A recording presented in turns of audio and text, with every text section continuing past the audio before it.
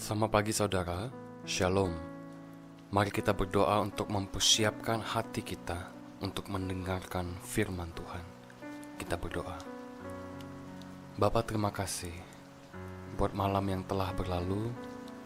Terima kasih atas penyertaan-Mu sepanjang istirahat kami. Bapa, sebentar lagi kami akan mendengarkan firman-Mu. Kiranya Engkau mau membimbing kami agar dapat mengerti kehendak-Mu dalam hidup kami.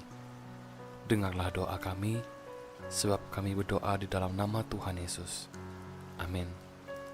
Saudara, tema renungan hari ini ialah persahabatan dengan Allah di tengah krisis.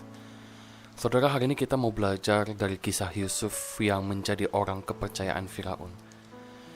Saudara, kita tahu bahwa menjadi kepercayaan Firaun adalah buah dari proses perjalanan yang panjang yang Yusuf lewati bersama dengan Allah.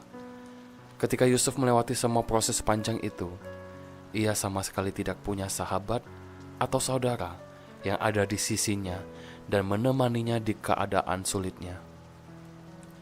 Malah semua saudara membencinya. Ia dikucilkan, dibenci, dijual, digoda, difitnah, dilupakan, dan dijatuhkan. Tidak ada sahabat yang menolong dan memberikan penghiburan ketika ia berada di titik terendah di dalam hidupnya. Tapi uniknya, semua proses itu ia jalani bersama dengan Allah dan bergaul erat dengan Allah. Ini alasan utama mengapa semua proses pahit itu tidak membuatnya menjadi sosok pendendam kepada saudara-saudaranya. Sungguh Yusuf ini bisa melewati semua proses sulit itu hanya berdasarkan persahabatannya dengan Allah. Saudara, persahabatan dengan Allah di tengah krisis itu yang mendewasakan dan yang membuat iman Yusuf tak tergoyahkan. Yusuf pernah berkata, "Bagaimanakah mungkin aku melakukan kejahatan yang besar ini dan berbuat dosa kepada Allah?" Saudara, Yusuf sungguh takut dan gentar akan Tuhan. Sikap hati ini menyadarkan dirinya untuk selalu menjaga kekudusan, menjaga hati, pikiran, dan integritasnya di dalam segala situasi. Sungguh Yusuf memberikan ruang di dalam hatinya bagi Allah untuk bertahta dan berkarya atas hidupnya. Saudara, ini menjadi teguran dan ingatan bagi kita yang katanya adalah orang percaya. Karena kita mungkin sering kali di dalam perjalanan kita mengikuti Allah, kita hanya formalitas dan rutinitas saja, tanpa memberikan ruang bagi Kristus untuk masuk ke dalam hati kita. Supaya apa?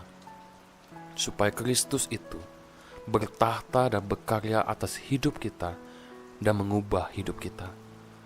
Saudara, persahabatan dengan Allah seharusnya memberikan dampak yang besar dalam karakter dan gaya hidup kita.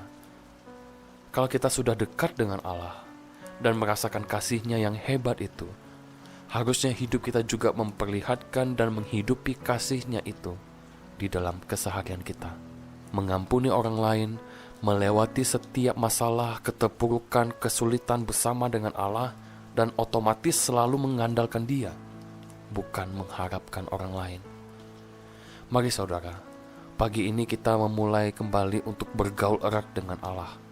Mari kita buka hati kita untuk Kristus, agar sungguh-sungguh kuasa persahabatan dengan Allah itu, kuasa dari hubungan intim dengannya itu, membuat kita kuat dan tangguh melewati setiap krisis di dalam hidup kita, dan bersiap-siaplah untuk menjadi lebih daripada pemenang. Kita berdoa. Bapa kami yang bertata di dalam kerajaan surga, kami sungguh mengucap syukur dan berterima kasih kepadamu Tuhan, karena di pagi ini Engkau masih mau menegur dan menyapa kami dengan firman-Mu. Sungguh Tuhan, firman-Mu itu adalah kesempatan dan anugerah yang besar di dalam hidup kami.